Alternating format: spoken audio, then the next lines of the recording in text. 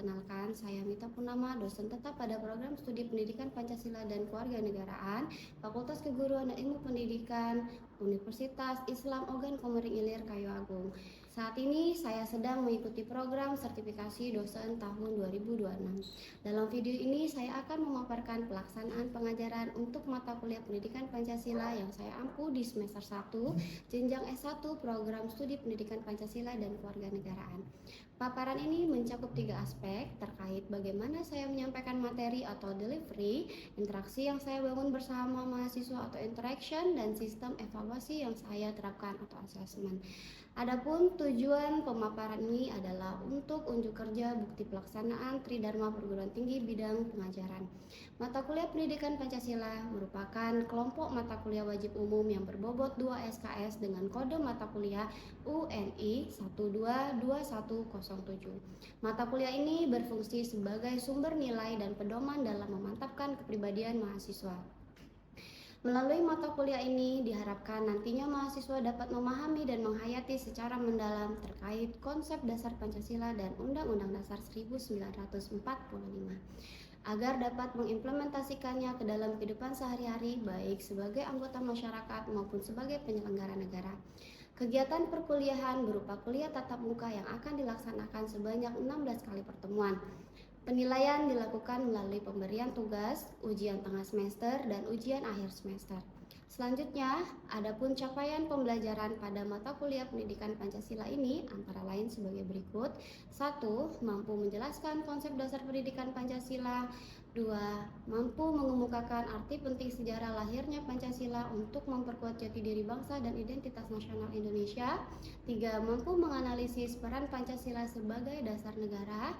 4. Mampu mengorelasikan Pancasila dalam sudut hukum tata negara. 5. Mampu membandingkan konsep HAM liberal dengan konsep HAM berbasis Pancasila.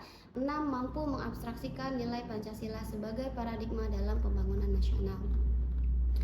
Selanjutnya, materi perkuliahan yang akan saya ajarkan pada mata kuliah ini antara lain konsep dasar pendidikan Pancasila, Pancasila dalam kajian sejarah bangsa Indonesia, hakikat Pancasila, Pancasila dalam sudut hukum tata negara, Pancasila sebagai ideologi nasional dan sistem filsafat, pengamalan dan penghayatan Pancasila, demokrasi Pancasila, integralistik dalam Pancasila, konsep HAM dalam Pancasila, dan Pancasila dalam pembangunan nasional.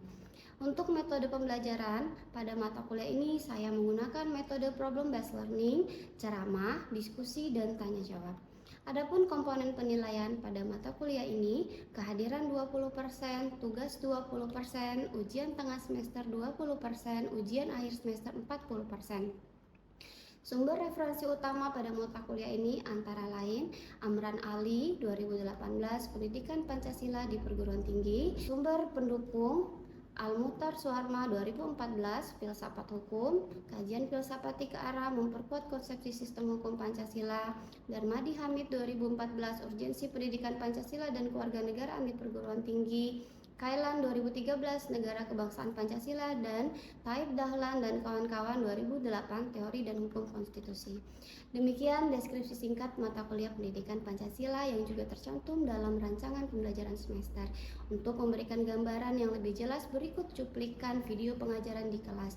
Wassalamualaikum warahmatullahi wabarakatuh. Assalamualaikum warahmatullahi wabarakatuh. Waalaikumsalam warahmatullahi wabarakatuh. Apa kabarnya hari ini? Alhamdulillah baik. Siapa yang tidak hadir hari ini? Hadir Semua ya, alhamdulillah hadir semua. Sebelum kita mulai pelajaran, pada baiknya kita bersama-sama membaca doa terlebih dahulu. Beliau pimpin berdoa dimulai. Berdoa selesai. Baiklah, hari ini kita ketemu lagi setelah minggu kemarin kita sudah mengawali pertemuan pertama ya di semester ganjil. Mata kuliah saya adalah Pancasila ya. Untuk mata kuliah ini ya saya terlebih dahulu akan menyampaikan tujuan pembelajaran.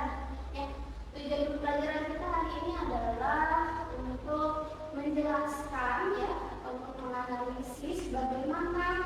Pancasila ditinjau dari lulusan sejarahnya.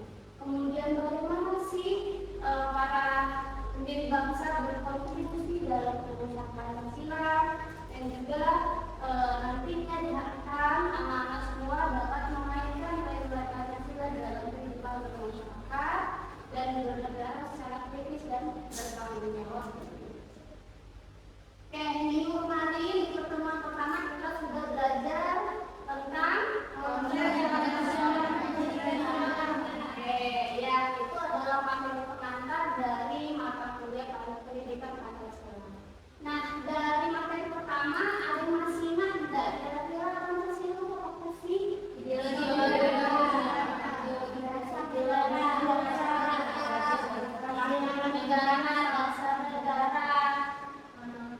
Pandangan hidup dan pedoman bangsa. Oke, hari ini kita akan membahas materi tentang Pancasila dalam kajian sejarah bangsa. Nah, kalau dengan kata sejarah pasti kita akan bercerita banyak hal ya, karena kata Bung Karno apa?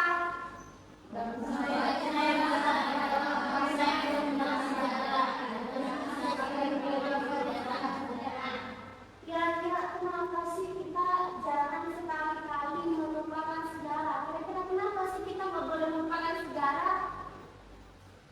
Kenapa ya? Karena iya, karena sejarah itu adalah pembentuk identitas. Melalui sejarah kita menjadi tahu apa dan bagaimana sih karakteristik dari diri kita, dari bangsa Indonesia. Oke. Nah, sesuai dengan tajuk atau materi hari ini, Pancasila dalam kajian sejarah bangsa, maka kita akan mempelajari periode perkembangan Pancasila. Artinya, hari ini teman-teman akan saya ajak berseluncur tentang bagaimana sih Pancasila pada masa kerajaan, pada masa prakemerdekaan, pasca kemerdekaan, dan sampai dengan hari ini atau sekarang. Oke, kerajaan masih ingat ya, Indonesia dulu merupakan Nusantara, jadi dikenal sebagai Nusantara dan dipenuhi oleh banyak kerajaan. Kerajaan apa aja sih yang masih ingat, coba?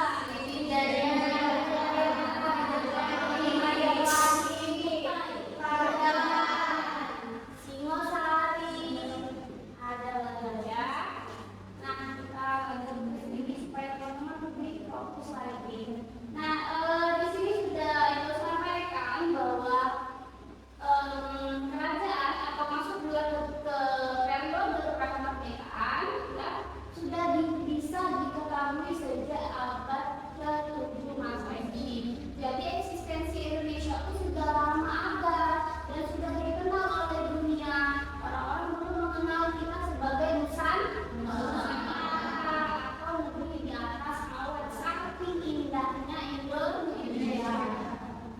Nah, tadi sudah kita sebutkan bersama ya, ada Kutai, Mataram, Sriwijaya, ada Majapahit. Nah, untuk kerajaan-kerajaan tua seperti Kutai, Mataram, Sriwijaya ini adalah penyumbang besar dari nilai-nilai yang terkandung dalam Pancasila ya. Nah, meskipun ada banyak konflik, ada banyak perpecahan, namun tidak serta-merta merusak karakteristik atau nilai-nilai luhur dari bangsa Indonesia itu sendiri. Dan sampai sekarang nilai yang kita pakai itu juga berasal dari masa kerajaan ya. Nah, nih sudah bisa diperhatikan bersama-sama ya, bahwa istilah Pancasila itu sudah dikenal sejak dari zaman Majapahit ya. Ada di dalam buku Sutasoma karangan Hutan Kulada. Pada saat itu kita mengenal istilah Pancasila Krama, apa yang disebut dengan pelaksanaan kesusilaan yang kelima. Ada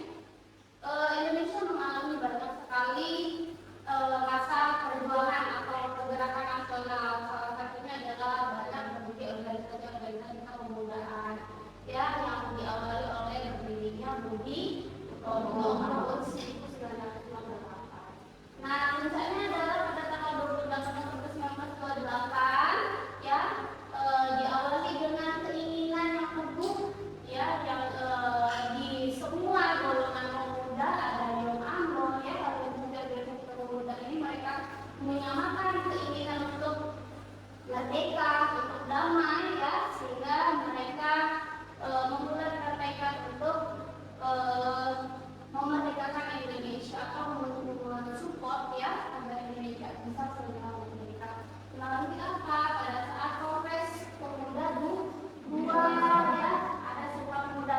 Coba di sini ada nggak yang masih ingat isi dari Sumpah Pemuda? Ayo, ya, Nadia. Di mana? Dan isinya Sumpah Pemuda. Kami putra dan putri Indonesia mengaku tumpah darah yang satu tanah air Indonesia. 2. Kami putra dan putri Indonesia mengaku berbangsa yang satu bangsa Indonesia. 3. Kami putra dan putri Indonesia menjunjung bahasa persatuan bahasa Indonesia. Oke, bagus sekali. Air, berbangsa dan berbahasa. Oke. Lalu selanjutnya, kemudian di sini dijelaskan tentang organisasi BPUPKI. Sebelum BPUPKI ada, kita kedatangan dulu kejadian yang selanjutnya apa nih? Jepang. Nah, pada saat itu Jepang berhasil mengalahkan Amerika dengan melakukan pemboman di pangkalan militer ya Amerika di Hawaii ya. Jadi akhirnya kemudian juga kemudian dia datang ke Indonesia dengan menyombongkan keberhasilannya dengan mengatakan apa? Jepang cahaya Asia, berlindung Asia, pemimpin Asia. Dia berjanji untuk membantu Indonesia untuk eksis dan maju juga seperti Jepang yang menawarkan kemerdekaan lah. Nah, singkatnya dibentuklah organisasi BPUPKI. Ada yang masih ingat BPUPKI ini apa?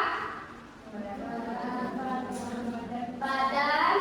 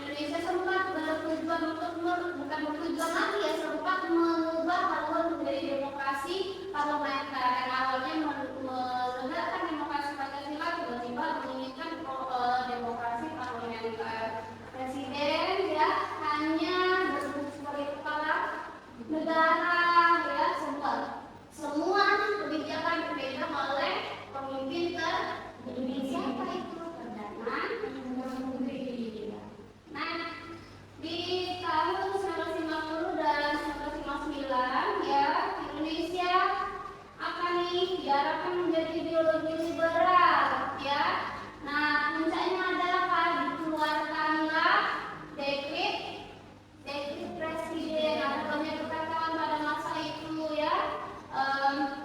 Indonesia juga sempat menjadi Republik Indonesia Serikat, ya, pada masa parlementer tadi. Kemudian juga 1950 sampai dengan 1959 Indonesia presiden Soekarno menginginkan ideologi yang berdasarkan Pancasila ini menjadi ideologi liberal. Kemudian selanjutnya ada yang namanya demokrasi terpimpin. Demokrasi terpimpin ini kekuasaan bukan di tangan rakyat tetapi berada di tangan presiden. Presiden itu menjadi presiden apa? Presiden seumur hidup. Ya, kekuasaannya berada di tangan presiden. Nah, selanjutnya ke era Orde Baru. Di Orde Baru ini masa kepemimpinan siapa? Presiden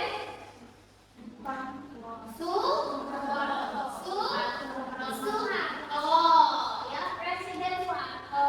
Nah, ada tidak banyak kemajuan pada saat itu, masih beda-beda tipis. Justru pada saat itu Pancasila ini menjadi sangat menakutkan karena ditekankan untuk diterapkan secara mutlak, ya, baik di dalam pendidikan, dalam kurikulum, ya, dalam kehidupan sehari-hari, muncul dalam pengawalan Pancasila, ya. Akhirnya apa? Demokrasinya tidak berjalan. Kemudian banyak pelanggaran HAM, ya. Kemudian apa ini? Pancasila digunakan sebagai legislator, sedangkan legislator artinya untuk mengesahkan aja kepentingan kelompok tertentu. Ya, selain itu juga Pak Orde Baru diarahkan menjadi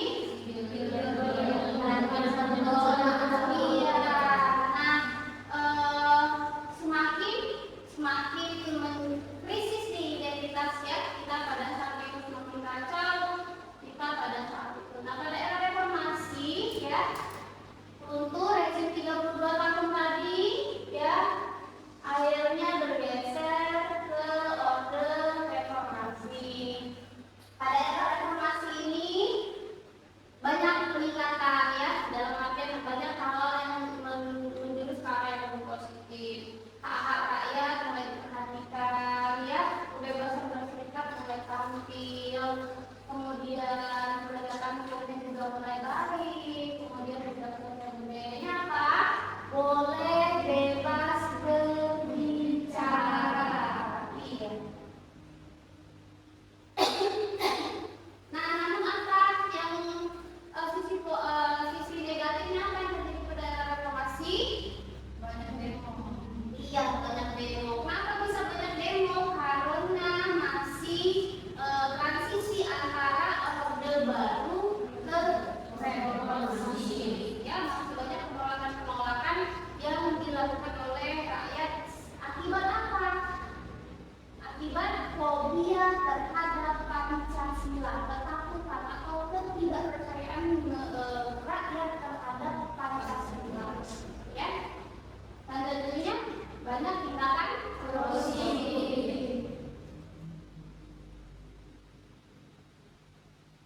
Oke, baik, dari materi yang sudah Ibu jelaskan tadi, ada yang ingin ditanyakan? Ya, boleh Sandra.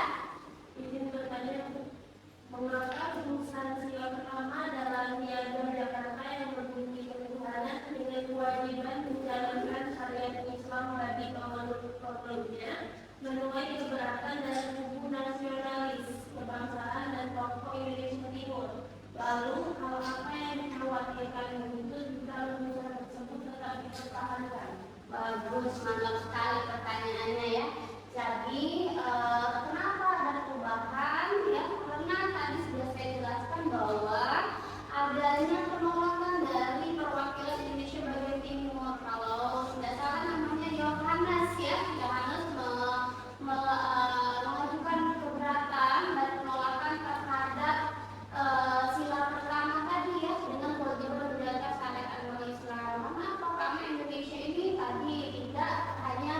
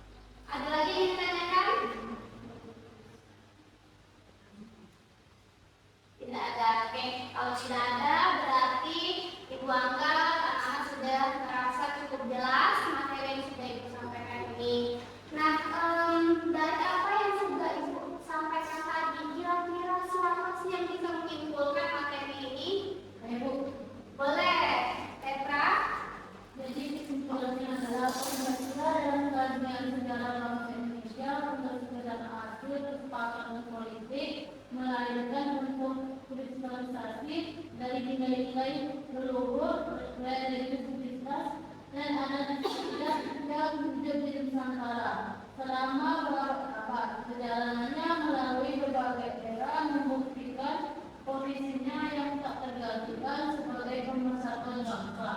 Nah, oleh karena itu Pancasila harus terus diaktualisasikan dalam kehidupan bernegara dan bermasyarakat. Terus ya, jadi mari kita renungkan bersama, kita simpulkan bersama ya apa yang disampaikan oleh Bapak tadi. Benar sekali bahwa Pancasila ini adalah kristalisasi dari nilai-nilai yang ada di Indonesia yang sudah tinggal dan menetap di dalam dari bangsa Indonesia ya, kemudian